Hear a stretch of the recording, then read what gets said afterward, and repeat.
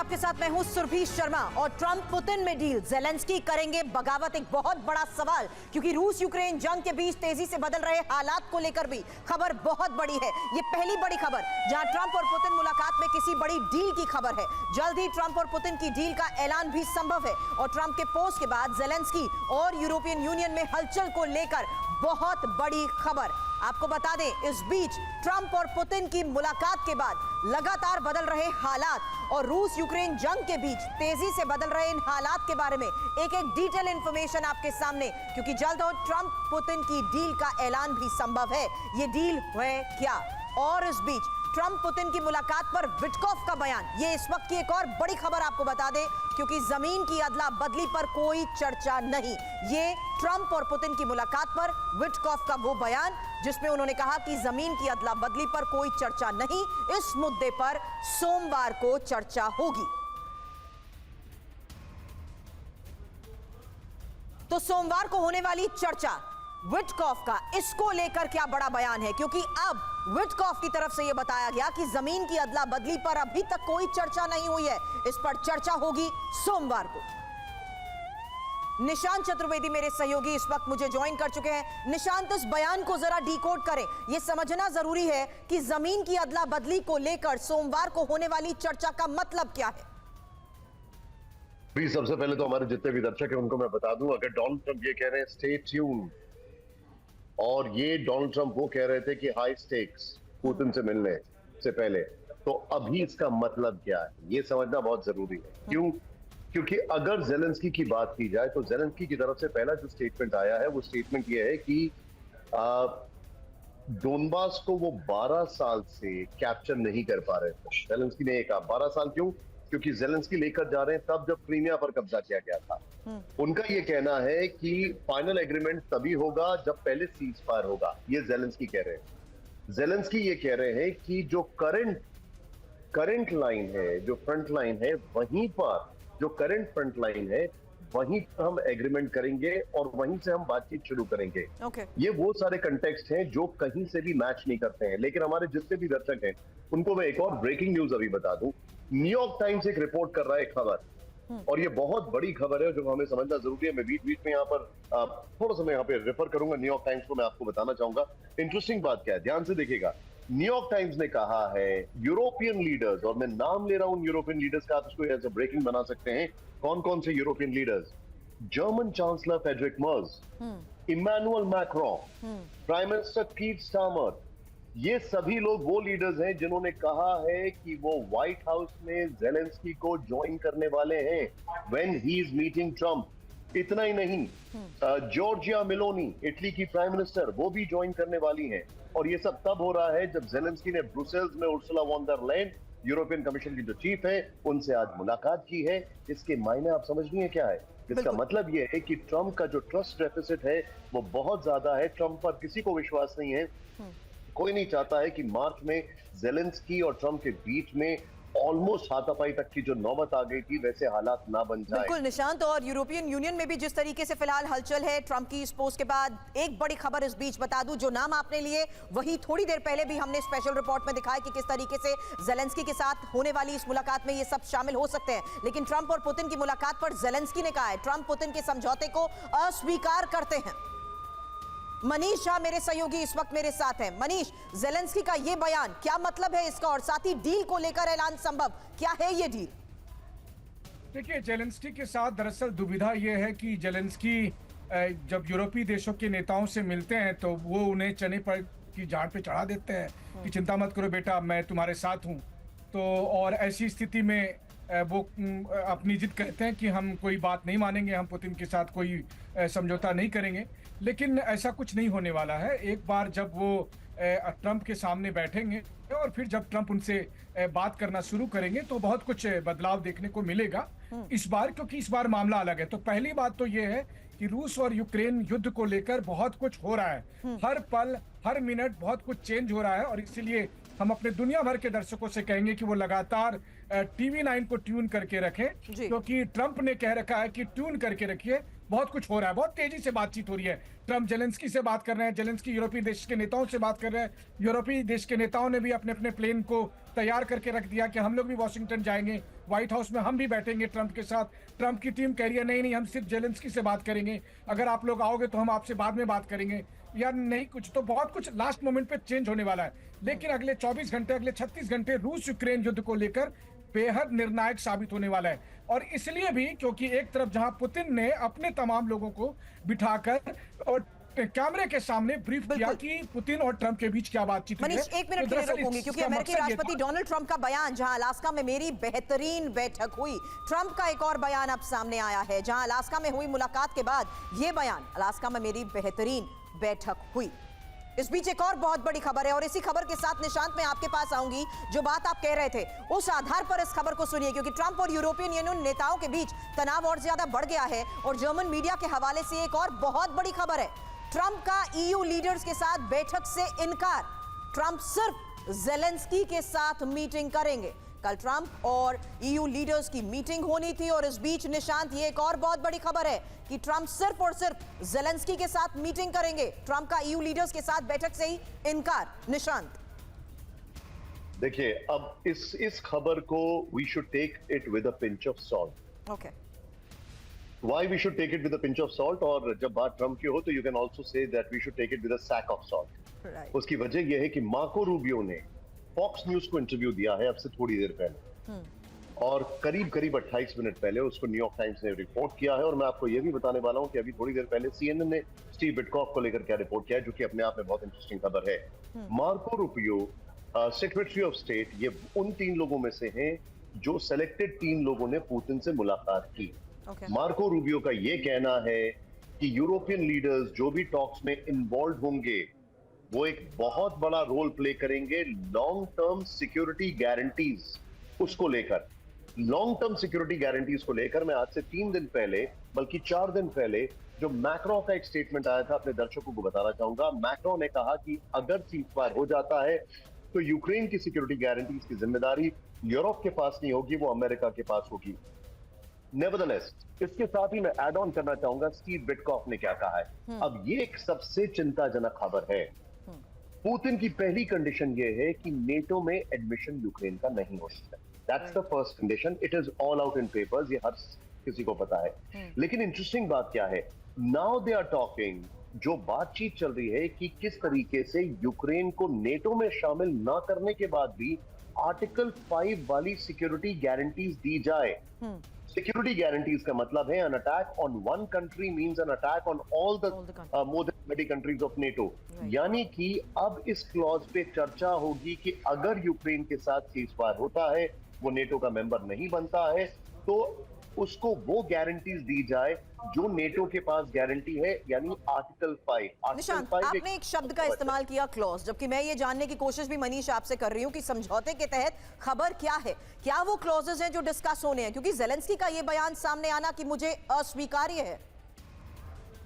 देखिए, मुझे ऐसा लगता है कि ट्रंप के दिमाग में जो कुछ चल रहा है उसको अगर मैं बहुत आसान शब्दों में और देसी अंदाज में कहूं तो ट्रंप दरअसल उस तरह की पंचायत करने वाले हैं जिसमें वो जेलेंस्की को बुलाएंगे और हरियाणा के ताऊ के अंदाज में वो समझा सकते हैं कि देख भाई, ये जमीन तो अब उन्होंने ले रखी है, अगर हम मदद नहीं करेंगे तो क्या तू इसे वापस ले सकता है। वो जेलेंस्की कहेगा नहीं, मैं इसको वापस नहीं ले सकता हूँ।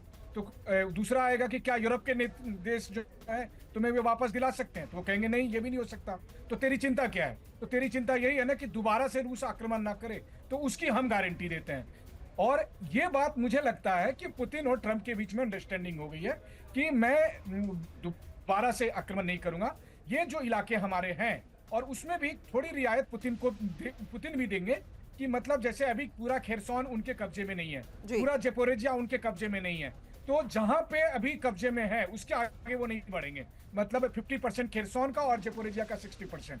तो इस तरह से नीपर नदी के को एक सीमा रेखा बना लीजिए, वहां तक रूस के पास जमीन रहेगी, क्रीमिया को मान्यता मिल जाएगी, ये 4 स्टेट के जितने हिस्से कब्जे में वो रहेंगे। और इसके बदले में रूस को ये स्वीकार करना पड़ेगा कि अगर दोबारा से कभी उसने यूक्रेन पर अटैक किया तो ये लड़ाई सीधे अमेरिका से मानी जाएगी, क्योंकि सिक्योरिटी गारंटी अमेरिका की होगी।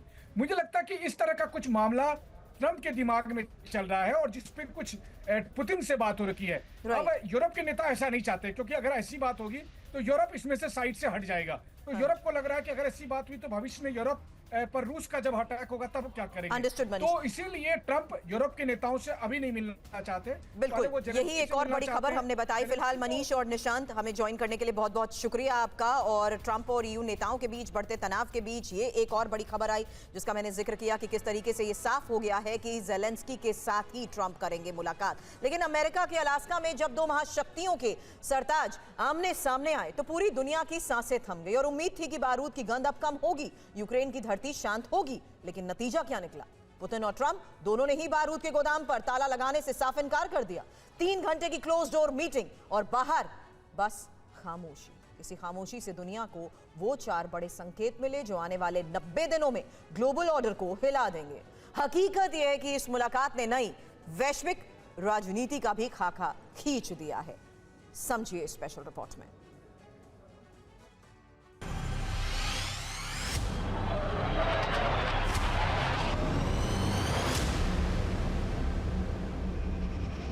अलास्का की सर्द हवाओं के बीच जब दुनिया की सबसे गर्म मुलाकात हुई तो ऐसा लगा जैसे इतिहास अपने पन्ने पलट रहा हो। Thank you very much. Donald Trump और व्लादिमीर पुतिन आमने सामने। पूरी दुनिया की निगाहें इस मुलाकात पर टिक गई। दुनिया को उम्मीद थी कि यूक्रेन की जमीन पर शांति का बीज बोया जाएगा, लेकिन ऐसा कुछ नहीं हुआ। ना कोई समझौता, ना कोई ठोस कदम, बल्कि इशारा यह मिला कि आने वाले दिनों में युद्ध और ज्यादा भड़क सकता है।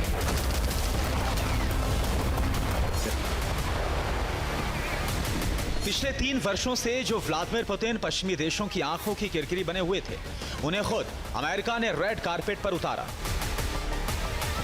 वेलकम ऐसा कि कोई अपने जिगरी दोस्त का भी ना करे। अलास्का के आसमान में अमेरिका ने सबसे घातक B-2 बॉम्बर उड़ाया, मानो वॉशिंगटन दुनिया को दिखा रहा हो कि देखो हमारे घर में कितना ताकतवर मेहमान आया है। इस नजारे ने यूरोप की गलियों में भी सियासी हलचल पैदा कर दी।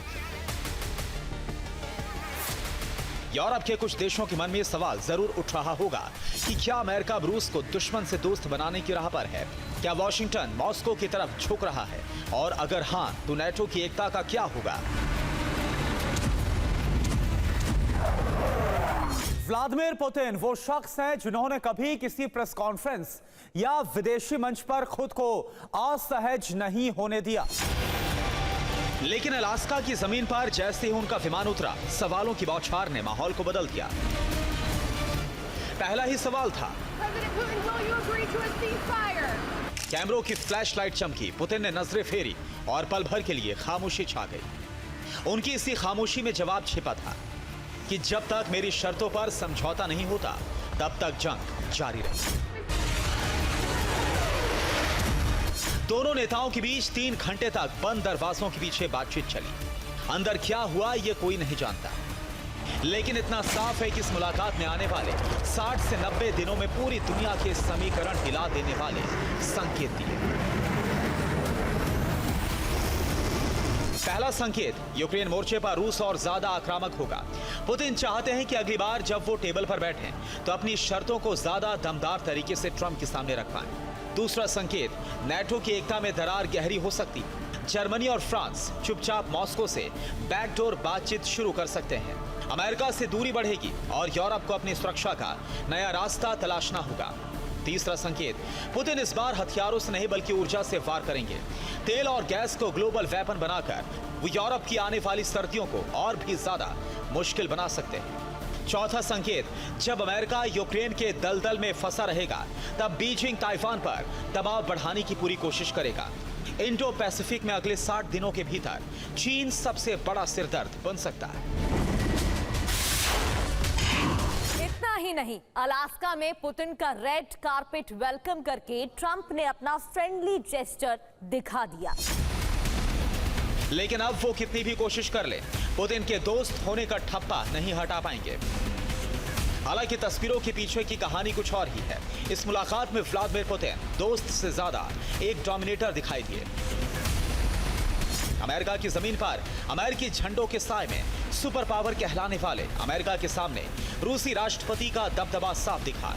टाइम भी ट्रंप का था, जमीन भी ट्रंप की थी, लेकिन बाजी पुतिन ने मार दी। इस मुलाकात की गूंज सिर्फ अमेरिका और यूरोप तक सीमित नहीं रहेगी। इसका असर एशिया की राजनीति पर भी पड़ सकता है। भारत, जापान और दक्षिण कोरिया, जिन पर चीन लंबे वक्त से दबाव बनाने की कोशिश में है, वो अब और ज्यादा सतर्क हो जाएंगे। साथ ही इंडो पैसिफिक की समुद्री गलियों में तनाव की लहरें और तेज हो सकती हैं। दूसरी तरफ मिडिल ईस्ट में भी हवा का रुख बदल सकता है। ईरान और रूस पहले से ही करीबी हैं और अगर ट्रंप ने पुतिन से हाथ मिला लिया तो सऊदी अरब और इजराइल अपनी रणनीतियों को फिर से लिखने के लिए मजबूर हो जाएंगे। इसका असर तेल की राजनीति और सुरक्षा समीकरण दोनों पर साफ दिखेगा। अलास्का की इस ठंडी मुलाकात ने दुनिया को गर्म सवालों की आग में झोंक दिया है। अमेरिका के लिए असली दुश्मन रूस है या चीन? क्या ट्रंप वाकई पुतिन के साथ नई दोस्ती की पटकथा लिख रहे हैं या यह सिर्फ एक पॉलिटिकल ड्रामा है? आने वाले 90 दिनों में दुनिया को इस पहेली का जवाब मिल जाएगा और यही 90 दिन नए ग्लोबल ऑर्डर की रूपरेखा भी तय कर सकते हैं। इन सब के बीच सबसे अहम सवाल, यूक्रेन की जनता, उसकी उम्मीदें और उसके सपने, क्या वो महाशक्तियों के इस खेल का सिर्फ एक भोरा बनकर रह जाएंगे? इसका जवाब अभी भी अलास्का की बर्फीली हवा और उस मुलाकात की धुंध में छिपा हुआ है। अलास्का की बर्फीली धरती पर हुई यह मुलाकात महज एक डिप्लोमेटिक इवेंट नहीं, बल्कि दुनिया के आने वाले 90 दिनों की स्क्रिप्ट है। सुपर पावर की चालें, युद्ध की आंधियां और वैश्विक राजनीति का नया नाटक, इसकी पटकथा अब लिखी जा चुकी है। बस अब यह तय होना बाकी है कि नायक कौन बनेगा और खलनायक कौन। Bureau report, TV9 Bharatvarsh. Pakistan इस वक्त पानी पानी है। सैलाब ने मुल्क की नींव को हिला दिया है और पाकिस्तान के खैबर पख्तूनख्वा से आई बाढ़ से 340 से ज्यादा लोगों की मौत हो चुकी है। पाकिस्तान से बाढ़ की हैरान करने वाली तस्वीरें आ रही हैं। पाकिस्तान की माली हालत पहले से खराब है, वहीं सैलाब ने हालात को और ज्यादा कैसे बिगाड़ दिया। पाकिस्तान इस वक्त अपने सबसे बड़े इम्तिहान से गुजर रहा है, लेकिन पाकिस्तान के हुक्मरान कहीं दिखाई नहीं दे रहे, जबकि आम लोग पानी में बह रहे हैं, भूख और बीमारी से जूझ रहे हैं।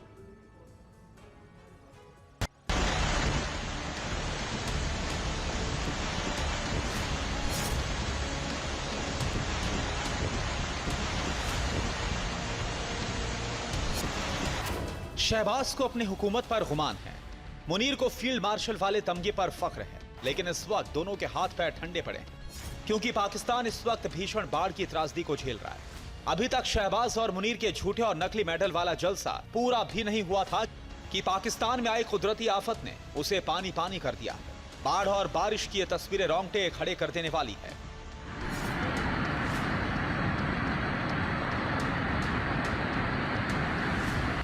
कुदरत ने एक कहर पाकिस्तान के राज्य खैबर पख्तूनख्वा में ढाया है, जहां सैलाब सितम बनकर कहर ढा रहा है। हर तरफ सिर्फ और सिर्फ तबाही और बर्बादी है। शहर से लेकर गली मोहल्लों में सैलाब का बवंडर अपने साथ सब कुछ बहा कर ले जाने को आमादा है। तस्वीरों में साफ देखा जा सकता है कि कैसे सड़कें दरिया बन गई हैं और इंसान इस कुदरती खौफ के आगे सरेंडर कर चुका है। बड़े बड़े पेड़ सैलाब के सितम के आगे तिनके की तरह उखड़ रहे हैं। न जाने कितने लोग पानी के इस रौद्र रूप का शिकार हुए हैं।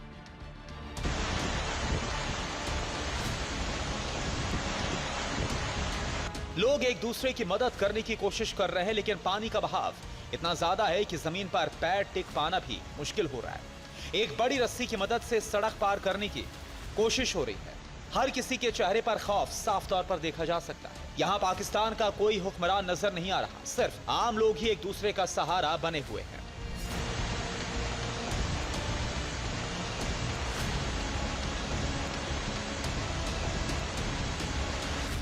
खैबर पख्तूनख्वा का बच्चा बच्चा डरा हुआ है। उन्होंने ख्वाब में भी नहीं सोचा था कि ये पानी उनके घरों तक पहुंच जाएगा।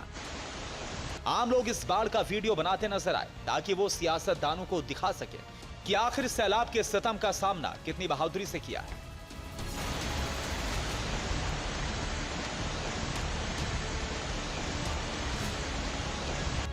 लोग अपने घरों से भी इस बाढ़ का वीडियो बनाते हुए दिखाई दिए, जिसमें गाड़ियां तिनकों की तरह बहती हुई दिखाई दी। पाकिस्तान का यह मंजर काफी डरावना है।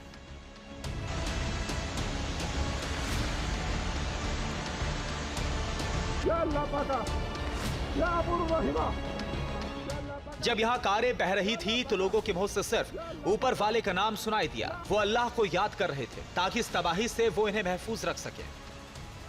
लेकिन ऐसा लग रहा था कि बाढ़ का ये पानी मानो जान लेने पर आमादा हो। लोगों में बाढ़ की दहशत इस वीडियो से महसूस की जा सकती है।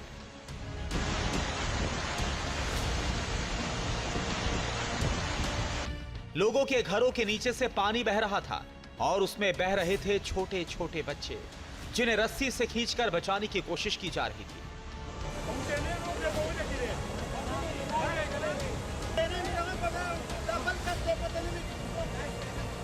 अब यहाँ देखिए, ये बच्चा बाढ़ के पानी में काफी दूर तक बह गया था, जिसे यहाँ के लोगों ने बड़ी मुश्किल से बचाया। उसे बाढ़ के पानी से खींचकर लाया गया।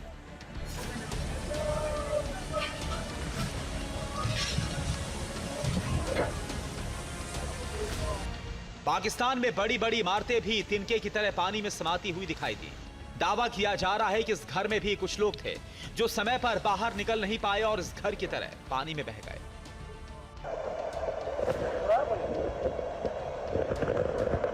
इस वीडियो में आप पानी का प्रचंड वेग देख सकते हैं और खुद अंदाजा लगा सकते हैं कि आखिर बाढ़ ने इस पूरे इलाके को कैसे नुकसान पहुंचाया।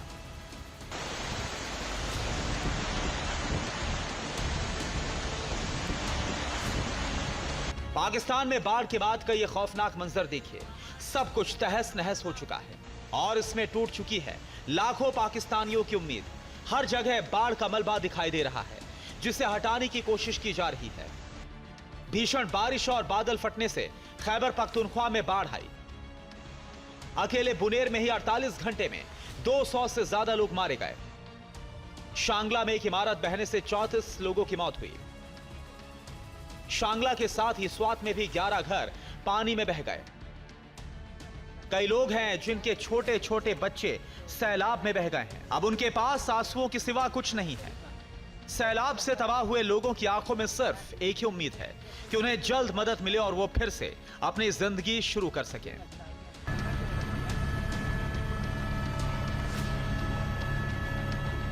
जब बाढ़ से प्रचंड प्रहार के आगे खैबर पख्तूनख्वा ने सरेंडर कर दिया, तब जाकर प्रशासन को इनकी याद आई और इस पूरे इलाके का हेलीकॉप्टर से एरियल सर्वे किया गया, जिसमें पूरा इलाका पानी में डूबा हुआ नजर आ रहा है। इस साल मानसून की शुरुआत से अभी तक पाकिस्तान में 320 से ज्यादा लोगों की मौत हो गई है, जिनमें से लगभग आधे बच्चे हैं। लेकिन बड़ा सवाल यह है, क्या बार बार आने वाली इन कुदरती आफतों से सबक लेकर पाकिस्तान अपनी तैयारी बेहतर करेगा, या हर बार पाकिस्तान की आवाम को अपनी जान देकर इसकी कीमत चुकानी पड़ेगी? Bureau report, TV9 Bharatvarsh. और अब बात करते हैं अमेरिकी राष्ट्रपति डोनाल्ड ट्रंप के उस फैसले की जिसे वो ऐतिहासिक बता रहे हैं, लेकिन इस फैसले की वजह से हजारों लोग उनके खिलाफ मोर्चा खोल चुके हैं। फैसला है अमेरिका की राजधानी वॉशिंगटन DC में नेशनल गार्ड्स की तैनाती का। इसका मतलब पता है क्या है? इसका मतलब है कि ट्रंप ने वॉशिंगटन DC की पुलिस को सीधे तौर पर अपने कब्जे में ले लिया। अब वो जैसा आदेश देंगे, नेशनल गार्ड्स वैसा ही एक्शन करेंगे। अमेरिका के इतिहास में ये पहली बार हुआ है, लेकिन ये सब करने की नौबत आई क्यों? क्या ट्रंप को अपने घर में किसी से डर लग रहा है, या फिर ये उनकी बंटवारे वाली राजनीति की कोई चाल है? देखिए ये खास रिपोर्ट।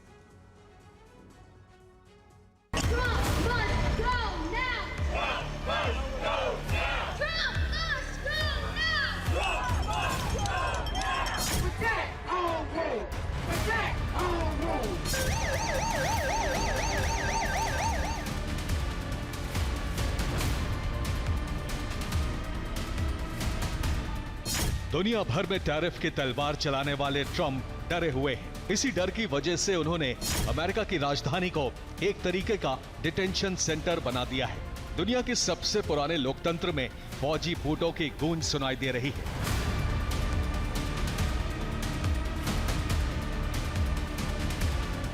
ट्रंप के आदेश पर नेशनल गार्ड्स की भारी भरकम फौज ने वॉशिंगटन DC को अपने कंट्रोल में ले लिया है। अब अमेरिका की राजधानी फेडरल कैंप जैसी दिखने लगी है। नेशनल गार्ड्स को तैनात करने के पीछे आधिकारिक वजह ये बताई गई कि वॉशिंगटन DC में अपराध और नस्ली हिंसा अचानक बढ़ गई है। लेकिन हकीकत बिल्कुल उलट है। अमेरिकी जस्टिस डिपार्टमेंट और DC पुलिस के आंकड़े बताते हैं कि अपराध दर 30 साल के न्यूनतम स्तर पर है। पिछले 1 साल में कारजैकिंग, हत्या और लूटपाट सभी मामलों में गिरावट आई है। तो फिर ऐसा क्या है जिसने ट्रंप को इतना बेचैन कर दिया? ट्रंप के इस ऐलान के कुछ ही घंटों में वॉशिंगटन डीसी की तस्वीर बदल गई। जहां पहले मेट्रोपॉलिटन पुलिस की गाड़ियां गश्त करती थीं, वहां हर चौराहे पर नेशनल गार्ड्स तैनात हो गए। बख्तरबंद गाड़ियों ने सड़कों को भर दिया। FBI, DA और ICE जैसी एजेंसियां भी सड़कों पर उतर आईं।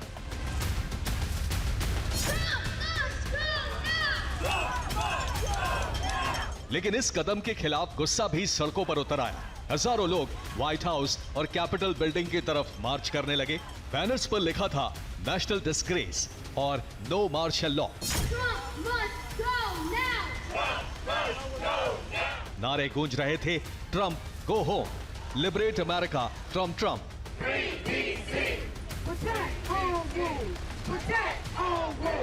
जिस नेता को अमेरिका की जनता ने करीब साल भर पहले राष्ट्रपति पद के लिए चुना था, उसके खिलाफ खुलेआम नारेबाजी होने लगी। लोग जल्द से जल्द अमेरिका को ट्रंप से आजाद कराने की मांग करने लगे।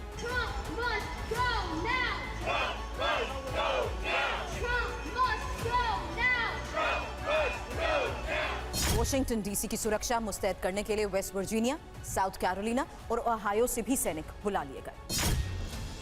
इन सैनिकों की मौजूदगी ने अमेरिका की लोकतांत्रिक राजधानी को एक मिनी ग्रीन जोन बना दिया है। फिलहाल तो ये सैनिक हथियारों के बिना गश्त कर रहे हैं, लेकिन आदेश मिलते ही वो हथियारों से लैस हो सकते हैं। ट्रंप प्रशासन के मुताबिक ये सब बढ़ते क्राइम रेट को कम करने के लिए किया जा रहा है, लेकिन आंकड़े ट्रंप के दावों पर संदेह पैदा करते हैं।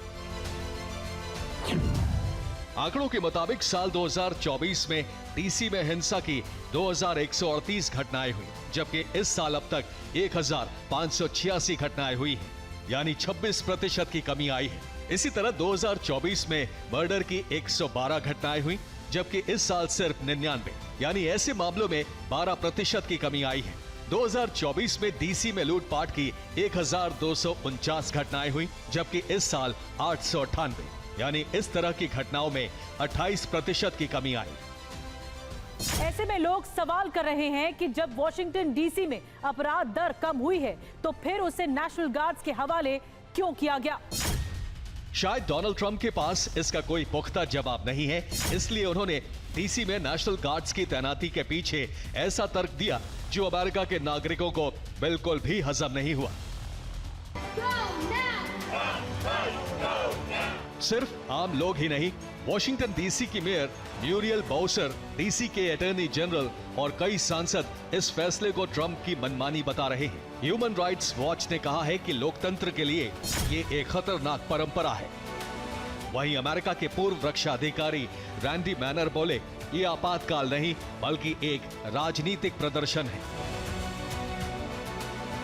वॉशिंगटन डीसी में तैनात नेशनल गार्ड्स सिर्फ सड़कों पर गश्त नहीं कर रहे, बल्कि अमेरिकी लोकतंत्र पर गहरे सवाल भी खड़े कर रहे हैं। जब अपराध दर कम है, तो फिर लोगों में क्राइम का खौफ क्यों बढ़ाया जा रहा है? कुछ लोग ट्रंप के इस फैसले को कानून व्यवस्था की मजबूरी बता रहे हैं, लेकिन उनके आलोचक इसे लोकतंत्र की घेराबंदी कह रहे हैं। सवाल यही है, क्या ये कदम जनता की सुरक्षा के लिए है या फिर सत्ता को सुरक्षा देने के लिए? Bureau report, TV9 Bharatvarsh. 2 दिन पहले भारत ने अपना स्वतंत्रता दिवस मनाया और इस मौके पर लाल किले से प्रधानमंत्री नरेंद्र मोदी ऐसे गरजे कि पूरा पाकिस्तान थर्रा गया। पीएम मोदी ने अपने 103 मिनट के भाषण में ऑपरेशन सिंदूर का जिक्र कर पाकिस्तान को गहरे जख्म दिए। पीएम के भाषण के इतने घंटों बाद भी पाकिस्तान में इसकी चर्चा हो रही है। पाकिस्तान की सोशल मीडिया और न्यूज चैनल्स में बैठे लोग उनके भाषण का विश्लेषण कर रहे हैं। साथ ही उनमें एक तरह का डर बैठा हुआ है कि आखिर भारत अब क्या करने वाला है। आप भी देखिए कैसे पीएम मोदी का भाषण अभी भी पाकिस्तान में ट्रेंड कर रहा है।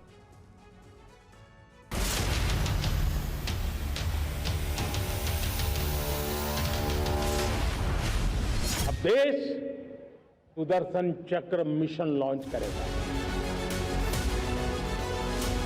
लाल किले से प्रधानमंत्री नरेंद्र मोदी के भाषण की गूंज से इस्लामाबाद में हड़कंप मच गया। ऑपरेशन सिंदूर, न्यूक्लियर ब्लैकमेल और सिंधु जल समझौते पर पीएम के हुंकार ने पाकिस्तान की नींद उड़ा दी। अब पाकिस्तान के चैनल्स में बैठे बड़े बड़े एक्सपर्ट्स को पसीना आ रहा है। वो अभी से घबराए हुए हैं कि आखिर अब भारत क्या करेगा। ऑपरेशन सिंदूर में पाकिस्तान की बखिया उधेड़ने वाले भारत ने इस बार सीधे पाकिस्तान को ललकारा तो पाकिस्तानी एक्सपर्ट्स के पैरों के नीचे से जमीन खिसक गई। ये वो पाकिस्तान है जहां की आवाम भूख से तड़प रही है और हुक्मरान महंगे आलीशान घरों में रह रहे हैं। पाई पाई को मोहताज पाकिस्तान का काम सिर्फ भीख से चल रहा है। ऑपरेशन सिंदूर में बुरी तरह पिटने के बाद भी पाकिस्तान की तरफ से खोखली धमकियां जारी हैं और इस पर भी पाकिस्तानी कहते हैं कि अगर पाकिस्तान की तरफ से उकसाने वाली भाषा बोली जाएगी तो फिर तो वो हिंदुस्तान है, वो खामोश नहीं बैठने वाला। पिछले कुछ दिनों में पाकिस्तान से धमकियों वाले कई वीडियोस आए, जिस पर 3 दिन पहले भारत के विदेश मंत्रालय के प्रवक्ता ने सख्त लहजे में चेतावनी दे डाली। पाकिस्तान को अपनी बयानबाजी पर संयम रखना होगा, वरना किसी भी दुस्साहस के दर्दनाक परिणाम होंगे, जैसा कि हाल ही में देखने को मिला। It is well known the known modus operandi of the Pakistani leadership to whip up anti-India rhetoric time and again to hide their own failures. Pakistan would be well advised to temper its rhetoric, as any misadventure will have painful consequences, as was demonstrated recently. प्रधानमंत्री मोदी ने अपने 103 minute के भाषण में operation सिंदूर का जिक्र कर पाकिस्तान को आईना दिखाया। पीएम मोदी की बातों से पाकिस्तान ऐसा तड़पा कि अब पाकिस्तानी एक्सपर्ट्स ये कह रहे हैं कि भारत आक्रामक भाषा का इस्तेमाल कर रहा है, ये एक्ट ऑफ वॉर है। पीएम मोदी के भाषण ने पाकिस्तान में तूफान ला दिया। वहां के न्यूज चैनल्स ने इसे भारत की आक्रामकता करार दिया, जबकि सोशल मीडिया पर कई यूजर्स ने अपनी सरकार से सवाल किए कि आखिर भारत इतनी आसानी से उनकी धरती पर कार्रवाई कैसे कर गया। अब सिर्फ पाकिस्तानियों के मुंह से हार की हताशा के बाद खोखली धमकियां सुनाई दे रही हैं। यानी लाल किले से पाकिस्तान को इस बार गहरी चोट लगी है। इसके घाव अगले कई दशकों तक नहीं भरने वाले। वैसे स्वतंत्रता दिवस किसी राष्ट्र की आजादी, बलिदान और इतिहास का प्रतीक होता है, जो उस देश के लोगों के लिए भावनात्मक और राष्ट्रीय महत्व रखता है। हर देश का स्वतंत्रता दिवस उनके संघर्ष, शहीदों और गौरव की कहानी को दर्शाता है। लेकिन पाकिस्तान के पास इस पर फख्र करने के लिए शायद ऐसा कुछ नहीं सिवाय खोखली धमकियों के। जबकि इस बार 15 अगस्त को लाल किले से भारत की गूंज सुनाई दी। प्रधानमंत्री मोदी का यह भाषण न सिर्फ स्वतंत्रता दिवस का उत्सव था, बल्कि भारत की नई ताकत और आत्मविश्वास का ऐलान भी। भारत अब ना तो धमकियों से डरेगा और ना ही अपने हक से पीछे हटेगा। ये है नए भारत की गूंज जो लाल किले से पूरी दुनिया तक पहुंची। Bureau report, TV9 Bharatvarsh. और अब बात हिंद के शूरवीरों की करेंगे, जिन्होंने ऑपरेशन सिंदूर के दौरान पाकिस्तानी सेना को ऐसा जख्म दिया जिसकी टीस शाहबाज और मुनीर को आज भी महसूस होती है। भले ही पाकिस्तान ने भारत की सरहदों को दहलाने की पूरी कोशिश की, लेकिन ना तो हमारी सीमा में उनके हथियार दाखिल हो पाए और ना ही कभी दाखिल हो पाएंगे। ऐसे में TV9 की टीम LOC के उस इलाके में पहुंची जिस पर पाकिस्तान की नापाक नजर रहती है, और वहां जो कुछ भी हमारे कैमरे में कैद हुआ उससे पाकिस्तान में खौफ पसरना लाजमी है।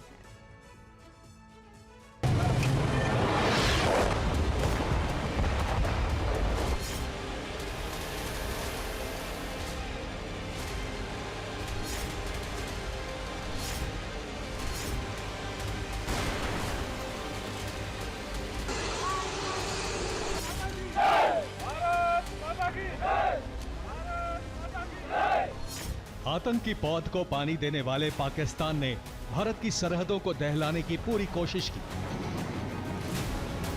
चीन से हथियार मांगे, तुर्की से ड्रोन मदद ली, इस उम्मीद में कि भारत की सरहदों को बारूद से पाट देंगे। लेकिन ना तो तब पाकिस्तान का मंसूबा कामयाब हो पाया, ना ही कभी हो पाएगा। ऑपरेशन सिंदूर के दौरान भी हमारी सरहदों पर सुरक्षा चाक चौबंद थी और आज भी हमारी सरहदें वैसे ही महफूज हैं। TV9 भारतवर्ष आज आपको उन्हीं सरहदों पर ले जाएगा जहां से हमारे जवानों ने आतंकिस्तान की चूल्हे हिला दी। आज आपको दिखाएंगे कि कैसे हमारे शूरवीर करते हैं हमारी सरहदों की निगहबानी। टीवी 9 भारतवर्ष की टीम जम्मू कश्मीर के उस सरहदी इलाकों में पहुंची जो ऑपरेशन सिंदूर के दौरान पाकिस्तान का मुख्य टारगेट था, और वो इलाका था उत्तरी कश्मीर का कुपवाड़ा और राजौरी जिले का सुंदरबनी। ये वो दो LOC के इलाके हैं जहां पाकिस्तान घुसपैठ के फिराक में रहता है। लेकिन ऑपरेशन सिंदूर के दौरान इन इलाकों में पाकिस्तान का आतंकी मंसूबा कामयाब नहीं हो पाया। कुपवाड़ा जिले में स्थित एक ऐसी अग्रिम पोस्ट जो पाकिस्तान से महज 2 से 3 किलोमीटर की दूरी पर स्थित है, जहां लगे एयर डिफेंस सिस्टम ने पाकिस्तान की हर नापाक चाल को फेल कर दिया। ये बता दें आपको, उत्तरी कश्मीर का वो इलाका है जहाँ पे कहा जा सकता है कि ऑपरेशन सिंदूर के वक्त जो है ये इलाका पॉइंट ऑफ टारगेट था दुश्मन की तरफ से। और आप देख सकते हैं कि किस तरीके से ये ADS है, यानी एयर डिफेंस सिस्टम है, और यहाँ पे इस डिफेंस सिस्टम का लक्ष्य जो है वो मैक्सिमम एरियल थ्रेट्स को पहचानना, उनके बाद एंगेज करना और उनके बाद डिस्ट्रॉय करना है। ये L-70 एयर डिफेंस सिस्टम है, और आप देख सकते हैं कि ऑपरेशन सिंदूर में सबसे ज़्यादा भूमिका जो है एरियल डिफेंस यानी एयर डिफेंस सिस्टम्स ने जो है निभाई। सिर्फ इतना ही नहीं, बल्कि बोफोर्स गन ने ऑपरेशन सिंदूर के दौरान अहम भूमिका निभाई। पाकिस्तान की तरफ से सभी हवाई खतरे को न सिर्फ एंगेज किया बल्कि उन्हें तबाह भी कर दिया। बता दें आपको, ऑपरेशन सिंदूर में ये नियंत्रण रेखा से सटे इलाके सभी जो है हाई अलर्ट पे थे, और इस तरीके से कहा जा सकता है कि जो सबसे ज़्यादा जिम्मेदारी थी वो इन्हीं सैनिकों पर थी कि वो किस तरीके से दुश्मन को मुंह तोड़ जवाब देंगे। और निसंदेह जैसा ऑपरेशन सिंदूर में स्पष्ट किया कि अपनी सरहद से ही हमने आतंकी 9 ठिकानों को उड़ा दिया, और कहीं ना कहीं उसके बाद जो हालात थे, उसके बाद जो ये इन्फेंट्री डिवीजन, सब इन्फेंट्री डिवीजन्स थे, वो बिल्कुल मुस्तैदी से लगातार अपनी जगहों को इस तरीके से स्क्रूटनाइज कर रहे थे। ऑपरेशन सिंदूर के दौरान ये गन यहाँ से गुजरने वाला सभी एयर थ्रेड, ड्रोन्स, सबको इफेक्टिवली एंगेज किया और टारगेट को बर्बाद किया है।